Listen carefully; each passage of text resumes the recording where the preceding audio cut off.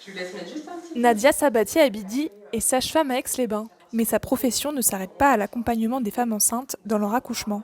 Depuis 2009, une loi permet aux sages-femmes d'assurer des consultations gynécologiques préventives. Conseiller en matière de contraception fait aussi partie intégrante de la profession. Effectivement, les sages-femmes ont cette compétence de faire ce que l'on appelle le suivi gynécologique de prévention. Donc on va pouvoir répondre aux besoins gynécologiques, notamment la prévention et le dépistage, notamment du cancer du col de l'utérus, du cancer du sein, prescrire les examens complémentaires et on va également pouvoir répondre aux besoins de contraception de tout type, dans la mesure du respect de notre droit de prescription des contraceptifs.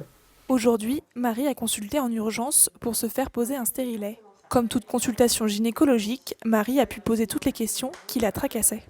Alors beaucoup de questions, notamment sur les risques de la pose d'un stérilet sur des nullipares par exemple, pouvoir les rassurer sur les effets secondaires qui peuvent arriver à la suite de la pose. Sur l'effet contraceptif également, elles ont besoin de savoir si c'est une contraception qui va être efficace assez rapidement ou s'il va falloir attendre un certain délai. Je suis pas douillette, donc j'avais pas forcément peur, mais j'ai eu quand même des retours comme quoi la pose d'un stérilet c'était horrible, ça faisait horriblement mal, du coup j'avais un petit peu des appréhensions. Et elle m'a bien rassurée, et au final tout s'est très bien passé parce qu'elle est d'une douceur incroyable. J'ai un conjoint, j'ai pas envie d'enfant pour le moment, du coup c'est la solution qu'il me fallait, quoi, parce que aussi les préservatifs c'est très très cher, et puis c'est pas forcément pratique, donc voilà. Jusqu'en août dernier, seules les jeunes filles de 15 à 18 ans pouvaient bénéficier d'une contraception intégralement prise en charge par l'assurance maladie. La mesure a été étendue aux mineurs de moins de 15 ans.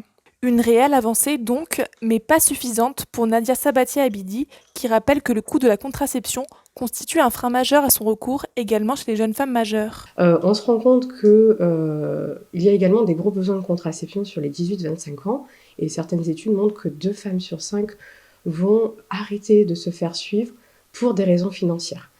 Dernièrement, les chiffres du recours à l'IVG ont dévoilé une nette augmentation de ce recours à l'IVG, ce qui renforce également notre besoin d'être d'autant plus présente pour répondre aux patientes dans leurs besoins, dans ces besoins-là.